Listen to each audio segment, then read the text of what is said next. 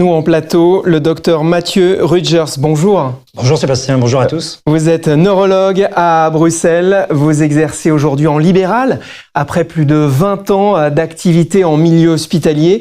Vous avez notamment dirigé l'unité de neurologie vasculaire des cliniques de l'Europe à Bruxelles, occupé le poste de chef de service et vous recevez de très nombreux patients souffrant de migraine. Vous êtes vous-même migraineux. Avant d'évoquer le seuil migraineux, quelques questions plus générales pour ceux qui nous regardent pour la première fois. C'est quoi la migraine, docteur ? Alors, la migraine, c'est d'abord et avant tout un mal de tête. Mais c'est pas un simple mal de tête, c'est un mal de tête d'une intensité modérée à sévère, qui est donc volontiers invalidant, et qu'on va ranger sous le groupe de ce qu'on appelle les céphalées. Les céphalées, en médecine, c'est le nom qu'on donne au mal de tête. Les céphalées dites primaires. Il n'y a pas que les migraines. Parmi les céphalées primaires, on a aussi ce qu'on appelle les céphalées de tension musculaire, qui sont généralement, elles, plus légères, plus nombreuses que les migraines.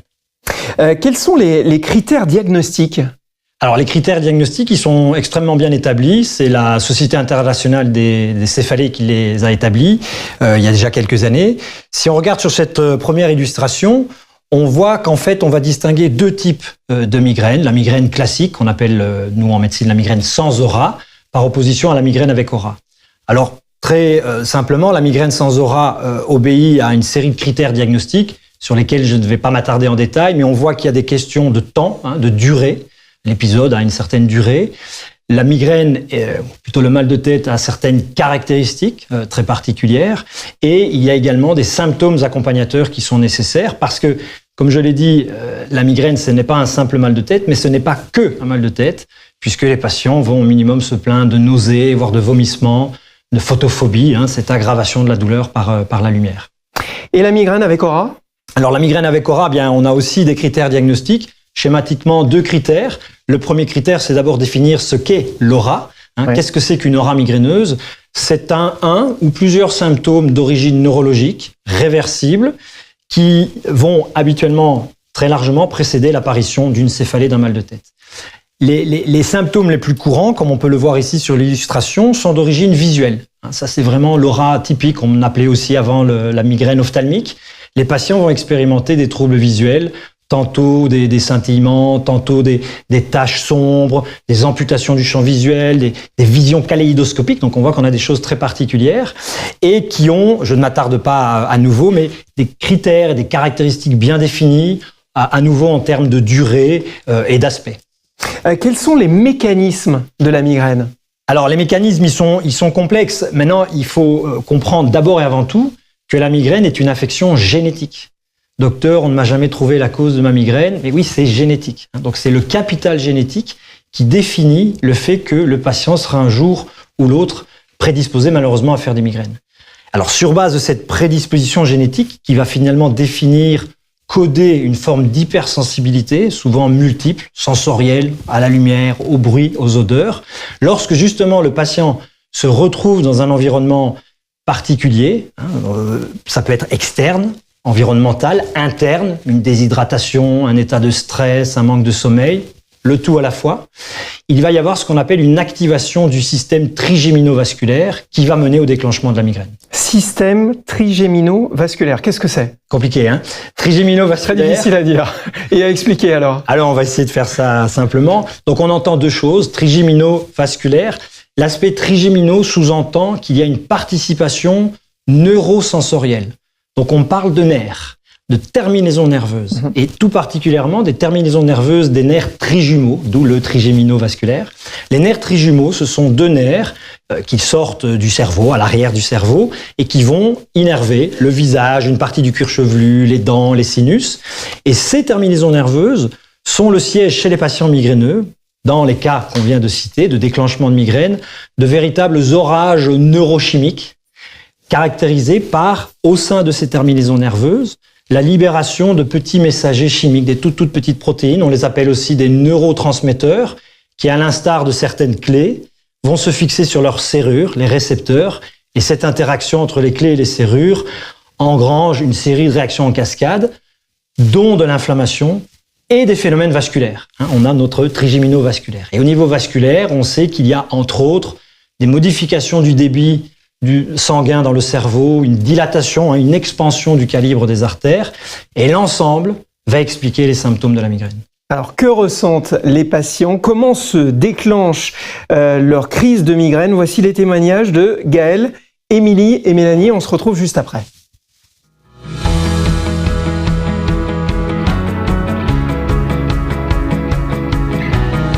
Je suis Gaëlle, j'ai 36 ans, je suis migraineuse depuis toute petite, parce qu'aussi loin qu'on se souvienne, je disais que j'avais mal à la tête.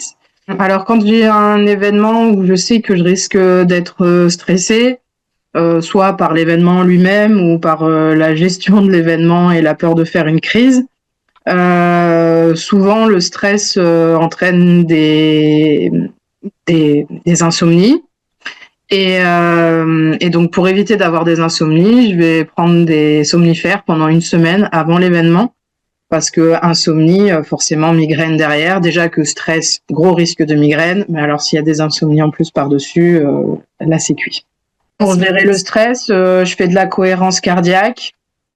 J'essaie de le mettre en place 3 fois par jour, pareil, pendant une semaine avant l'événement, pour éviter que ça monte trop. Quand je dois faire un grand trajet, j'essaie de limiter au maximum les grands trajets que je dois faire. Mais quand il y a un événement familial ou des choses comme ça, je vais toujours prévoir plus large. C'est-à-dire que s'il y a un mariage le samedi, eh ben moi je sais que je vais arriver sur place le jeudi soir pour avoir une journée entière de repos complet, parce que le trajet va m'avoir énormément fatiguée, éventuellement m'avoir déclenché une migraine. Et qu'il faut que je récupère. Les trajets, je les prévois au maximum sur l'autoroute parce que les nationales avec les virages ou même si la route est assez droite mais qu'il y a beaucoup de ronds-points, le simple fait d'avoir beaucoup d'accélération, de ralentissement, d'arrêt et tout, ça suffit à me déclencher des crises, parce que comme moi mes crises sont vestibulaires, je suis très sensible à tout ce qui va me secouer en fait.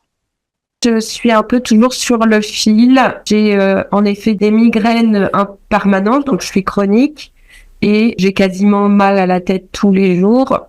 Je pense que je peux compter les jours par mois où j'ai pas mal à la tête. Et cette douleur qui est en fait permanente m'emmène sur un possible basculement vers une grosse migraine en fait. Donc c'est pas tant une migraine qu'une douleur permanente qui est quand même uniquement d'un côté de la tête. Donc ça veut dire que c'est quand même une migraine qui est là, qui attend d'être déclenchée. Donc qu'est-ce que je fais pour déclencher ou pas cette migraine? Donc je suis toujours limite sur un fil, en train de me dire il faut que je contrôle un peu ma vie, donc faire attention à pas avoir un problème de jeûne, donc il faut que je mange à heure régulière, il faut que je sorte tous les jours m'aérer pour respirer de l'air, il faut que je fasse attention à la luminosité, il faut que je fasse attention aux variations de température, il faut que je fasse attention évidemment ma consommation d'alcool qui est quasiment nulle. Il faut que je fasse vraiment, je suis sur un fil, donc c'est toujours très limite pour moi de basculer vers la migraine. Et donc je suis en train de regarder pourquoi est-ce que je pourrais déclencher ou pas cette migraine. Donc ça veut dire être dans une vigilance permanente de mon environnement, ou bien annuler des soirées. Ça, combien de fois ça m'est arrivé, mais ça, c'est le lot des migraineux, d'avoir une soirée qui est prévue un week-end et de dire, les amis savent que possiblement je viendrai pas parce que évidemment je suis en migraine. Et parfois, je suis même pas en migraine, c'est que je sais que la soirée va déclencher la migraine. Et comme j'en ai eu dans la semaine, j'en ai une grosse dans la semaine, souvent c'est ça, j'en ai une grosse dans la semaine, je veux pas avoir une deuxième migraine dans la soirée parce que il faudrait que je prenne un triptan et que je serais éventuellement en overdose de médicaments. J'ai 53 ans et je suis migraineuse depuis l'âge de 8 ans. J'ai mis pas mal de choses en place pour essayer d'apaiser un peu les crises, que ce soit avec des traitements médicamenteux. Bon, c'est un peu difficile de passer outre, mais aussi avec d'autres méthodes comme la relaxation, l'hypnose, le MDR, la sophrologie, etc., etc. Donc j'essaye de mettre en place quand je le peux des périodes de calme, d'auto-hypnose, où je vais essayer de calmer un peu mon esprit, de manière à éviter les crises. Mais ça va être aussi une vie assez équilibrée, que ce soit du point de vue des repas, du sommeil. Tout ça c'est vraiment quelque chose qu'il faut au quotidien mettre en place pour essayer d'éviter au mieux les crises, quoi. Je mets en place des petites techniques de relaxation qui sont assez rapides, qui sont sur mon téléphone le soir. Les médecins m'ont conseillé de reprendre une activité physique, ce que j'essaye de faire au travail. Et après, toujours pareil, c'est difficile d'être assidu parce que quand je suis en crise, j'ai du mal à y aller. Et quand, vous savez bien, quand on est en crise, les jours d'après, on n'est jamais très bien. Et du coup, ça peut entraîner une semaine ou 15 jours sans y aller parce que j'ai pas la force.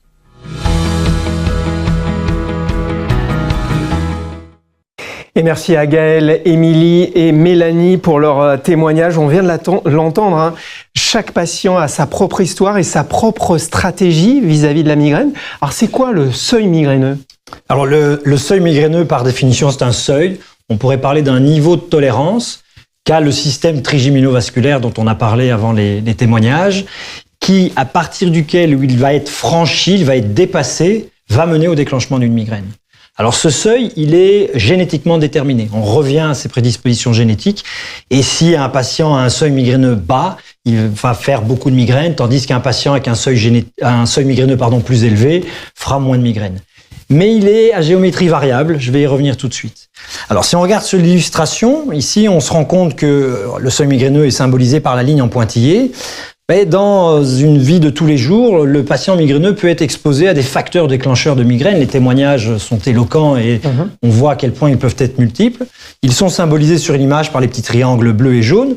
Tant que ces facteurs déclencheurs finalement restent en dessous du seuil migraineux de la personne, ces jours-là, il ne se passera rien. Mais si ces facteurs déclencheurs s'accumulent, à partir d'un certain moment, le seuil migraineux est dépassé, il y a activation de notre système trigéminovasculaire qui conduit au déclenchement de la migraine. Alors je vous l'ai dit il y a une minute, ce seuil est à géométrie variable. C'est-à-dire que pour une même personne, il peut tantôt se relever, ce qui est mieux, parce que cela offre plus de marge et donc moins de migraines, mais il peut malheureusement s'abaisser. Et lorsqu'il s'abaisse, on se rend compte qu'une situation qui préalablement, une autre période, quand le seuil était plus élevé, n'aboutissait pas à une migraine, finit à ce moment-là par en déclencher une. Et donc on voit que quand le seuil migraineux s'abaisse, la fréquence des migraines, elle, monte. Alors justement, quels sont les facteurs qui influencent ce seuil migraineux ? Alors parmi les facteurs les plus importants, il y en a 3. Mais on va retenir d'abord et avant tout des facteurs d'ordre mental, des facteurs mentaux, stress et ou fatigue. C'est assez intuitif, mais un patient, un migraineux, qui est dans une période de fatigue, de stress, a fortiori si elle est durable, voit son seuil migraineux diminuer, il a de moins en moins de marge, il va faire de plus en plus de migraines. A contrario, une période plus sereine, plus reposante, voit le seuil s'élever et les migraines diminuent en fréquence. Ça, c'est l'aspect mental. Un deuxième facteur qui influence le seuil, c'est chez certains migraineux, pas chez tout le monde, mais chez potentiellement bon nombre d'entre eux, des facteurs environnementaux, surtout d'ordre sensoriel. On en a entendu à nouveau dans les témoignages. Certains migraineux, s'ils sont exposés à des environnements trop lumineux, trop bruyants, trop olfactifs, je cite souvent l'exemple des parfumeries. Migraineux ne tient pas 5-10 minutes généralement dans une parfumerie parce que les stimulations odorantes peuvent être impactantes. Et à côté de ces facteurs environnementaux, on a un troisième grand groupe de facteurs qu'on regroupe sous le terme des facteurs hormonaux qui concernent surtout la femme qui est, on le sait, 2 à 3 fois plus exposée au risque de migraine que les hommes, même si un des exposés de ce sommet parlera aussi du contexte hormonal chez les hommes. Mais chez les femmes très particulièrement, on sait que certaines périodes sur un cycle menstruel, la période prémenstruelle qui précède typiquement de quelques jours l'apparition des règles, et chez certaines femmes hormonosensibles, une période associée à un risque accru de migraine. C'est le cas de la périménopause. C'est l'inverse souvent avec la grossesse, qui habituellement, chez les migraineuses, voit le seuil remonter, avec pour certaines d'entre elles même une absence de migraine C'est pas systématique, mais chez pas mal d'entre elles pendant la grossesse. Effectivement, d'ailleurs, on écoutera un témoignage tout à l'heure à ce sujet. Mais les patients décrivent souvent des symptômes avant la crise et se disent épuisés après. Vous nous rappelez les différentes phases ? Oui, c'est important, Sébastien, parce que si la phase la plus importante de la migraine, c'est la céphalée, c'est le mal de tête, qui est symbolisé sur cette image par la troisième phase, en rouge, qu'on a appelée crise de migraine, mais par un petit peu abus de langage. C'est la crise de céphalée. Parce que la migraine, on l'a dit tout à l'heure déjà avec l'aura, qui est donc une deuxième phase, qui en l'occurrence, quand elle est présente, précède la céphalée. Mais il y a 2 autres phases, donc au total potentiellement 4. Il y a 2 autres phases qui sont moins connues, qu'on appelle le prodrome migraineux et le postdrome migraineux. Eh bien, lors du prodrome, et là les témoignages ont fait allusion à certains de ces symptômes, certains patients vont développer des symptômes, ils n'ont pas encore la céphalée, ils n'ont pas encore le mal de tête, mais ils savent qu'ils vont probablement en déclencher une. Un mal de nuque, une avidité pour le sucre, une irritabilité. Et de l'autre côté du spectre, lorsque la céphalée est terminée, il y a la phase de postdrome extrêmement fréquente, plus de 9 patients sur 10, caractérisée, on l'a dit en introduction, en grande partie par des troubles cognitifs, qu'on a déjà au moment de la céphalée, mais qui perdurent après, une fatigue, voire un épuisement, et potentiellement d'autres symptômes d'ailleurs. Est-ce qu'il est possible de limiter la fréquence des crises ? Oui, il est possible de limiter la fréquence des crises quand on a en tête cette question des facteurs déclencheurs et du seuil migraineux. Il y a des facteurs déclencheurs, il y a des éléments sur lesquels on n'aura pas de prise. Facteurs météorologiques, certains migraineux sont très sensibles à des modifications barométriques par exemple, c'est plus compliqué à gérer. Mais tout ce qui est facteurs internes, comme je les qualifie souvent, comme veiller à toujours respecter un bon niveau d'hydratation, de ne pas sauter des repas, avoir une bonne hygiène de sommeil, tantôt car ce sont de possibles facteurs déclencheurs, tantôt car cela affecte le seuil migraineux, c'est une manière de limiter les crises. Et pourquoi certains ont un ou plusieurs déclencheurs et d'autres n'arrivent pas à les identifier ? Alors là, on revient à la génétique, le plus probablement, parce que en fait, il y a une multitude de gènes qui sont impliqués dans le fait d'être migraineux, mais c'est pas toujours les mêmes gènes.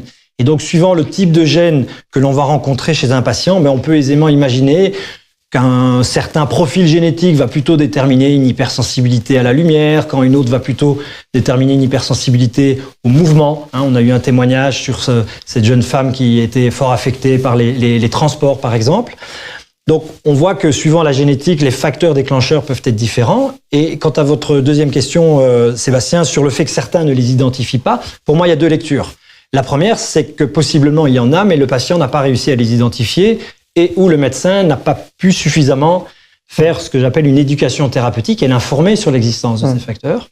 La deuxième possibilité, parce que parfois on a beau chercher, on ne trouve pas, on est dans des situations peut-être plus complexes où en fait il y a probablement une multitude de facteurs déclencheurs qui isolément ne vont peut-être pas déclencher chez certaines personnes une migraine, un très très léger de déshydratation, juste 1 heure de sommeil en moins, un aliment dont on sait qu'il peut déclencher des migraines, mais c'est l'accumulation certains jours de ces facteurs qui, au final, aboutissent à la migraine. Alors docteur, dans quelques instants, vous allez répondre aux questions des téléspectateurs. Surtout, n'hésitez pas à les pianoter sur le lien prévu à cet effet. Peut-être une dernière question d'abord, docteur. Est-ce qu'on peut espérer pouvoir se passer de traitement en gérant bien ses déclencheurs, finalement son seuil migraineux ? Il faut être honnête, non. C'est utopique malheureusement de penser qu'il suffit de gérer ces facteurs déclencheurs et son seuil migraineux. Je l'ai dit, il y a des facteurs sur lesquels on n'a pas ou très peu de prise, mais on peut grandement limiter la fréquence des crises, le risque de déclenchement, même si on ne pourra pas se passer de médicaments, alors, en tout cas à certaines périodes de la vie, parce que la génétique qui est là derrière reste plus forte que tout malheureusement. Vous restez avec nous pour prendre maintenant les questions que nos téléspectateurs se posent. C'est notre séquence. Vous avez la parole.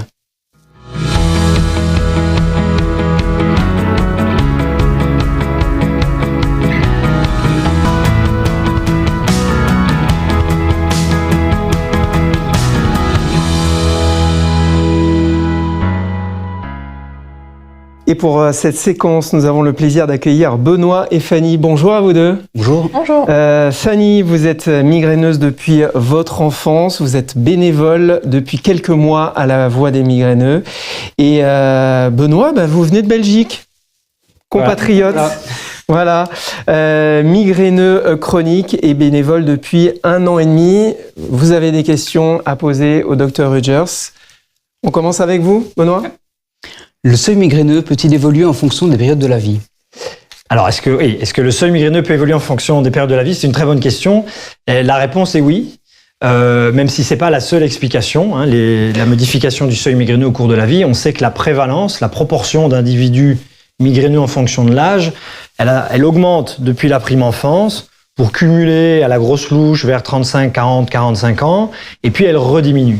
Il y a un des éléments, il n'est pas le seul, mais qui explique cette modification, c'est que plus on avance en âge, plus la charge mentale se majore. C'est d'abord l'école, puis le collège, puis le lycée, puis le cas échéant des études ou la vie active, une vie familiale, des enfants, j'en passe et des meilleurs. Donc une charge mentale, on l'a vu, qui affecte le seuil migraineux à la baisse et les migraines qui augmentent. Et puis un peu plus tard dans la vie, avec des tas d'exceptions, mais le plus souvent, cette charge mentale va peut-être avoir tendance à rediminuer. Les enfants ont grandi, les responsabilités dans le boulot sont peut-être un petit peu plus acquises, et on voit que cette charge mentale en diminuant, voit le seuil migraineux qui remonte et permet aux patients de faire de moins en moins de migraines, voire à un moment donné, plus du tout ou presque. Fanny, une question ? Oui, moi j'avais aussi une question. Avec la fatigue permanente qu'on a quand on est migraineux, est-ce que ça veut dire que finalement, avec cette fatigue, on abaisse son seuil migraineux ?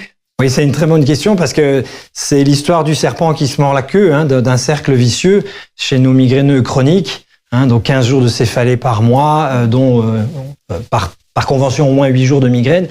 On est à peine sorti d'une crise de migraine et du post-drome et de la fatigue qu'on enclenche une migraine. Donc on est véritablement dans un état de fatigue chronique.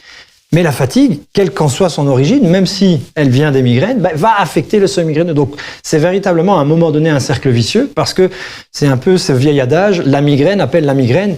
Et une des patientes, lors des témoignages, l'a bien expliqué qu'elle ne sortait plus le week-end si elle avait une grosse migraine en semaine parce qu'elle savait qu'elle allait en faire une plus facilement. Donc oui, malheureusement oui. Alors, on a des questions de nos internautes, de nos téléspectateurs. Héloïse qui habite à Lille et Emmanuel dans l'Ain. 2 questions un peu similaires. Comment un patient peut-il identifier ces signaux d'alerte avant que le seuil migraineux ne soit franchi ? Et comment peut-on connaître finalement son seuil migraineux ? C'est ce que nous demande Emmanuel. Alors, il faut se rendre compte que ce seuil migraineux, il y a aussi une notion un peu abstraite quelque part, même s'il y a une réalité neurobiologique.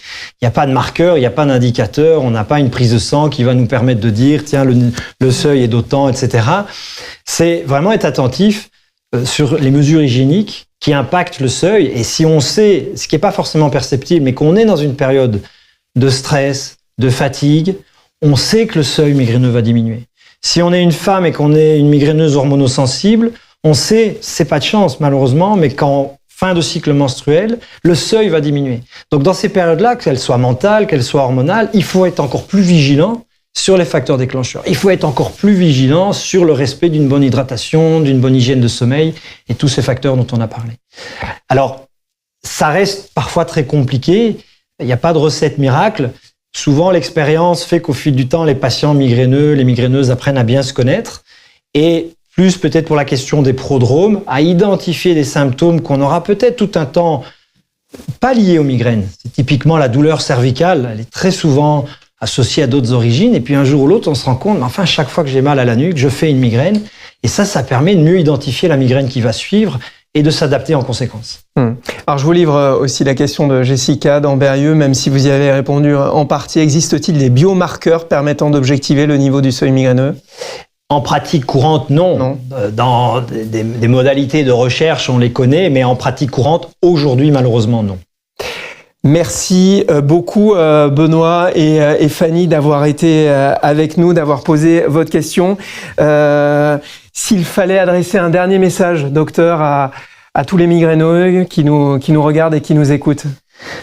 Moi, comme dernier message, je voudrais adresser une constatation qui est basée sur la science, sur une étude, il y en a eu plusieurs sur ce sujet, sur l'errance diagnostique, les erreurs diagnostiques des migraines. Il y a un sous-diagnostic majeur de la migraine dans la population, de par le monde, y compris au sein de l'Union européenne. Différentes études ont été menées à ce sujet. Une étude datant de 2019 dans plusieurs pays d'Europe. C'était surtout au Danemark, en Italie en l'occurrence, dans quelques centres spécialisés où Dans cette étude, tous les patients étaient des migraineux avérés dont le diagnostic avait été posé par des neurologues experts.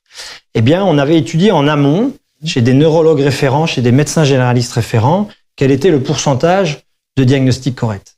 Du côté des médecins généralistes, dans cette étude du moins, il y avait seulement 8% de bons diagnostics. 8%. Donc 92% de patients se voyaient affublés d'un autre diagnostic.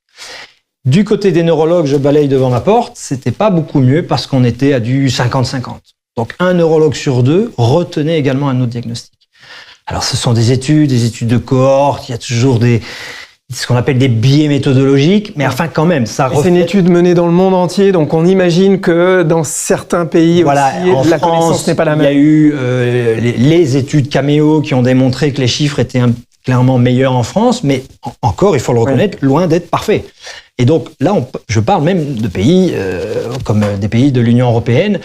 Bon, ce sont des études que je cite qui datent d'il y a 5-6 ans. Je suis convaincu, et c'est mon dernier message, que via des actions de sensibilisation comme elles sont menées à travers la voix des migraineux, les connaissances vont s'améliorer pour le grand public, mais indirectement aussi pour le corps médical. Et donc mon tout dernier message, à vous qui êtes migraineux, ou qui pensez ne pas l'être, justement, n'hésitez pas à ressonner à la porte de votre médecin traitant, peut-être de prendre un autre avis, parce que vous souffrez peut-être quand même de migraines et des moyens existent pour essayer de vous aider.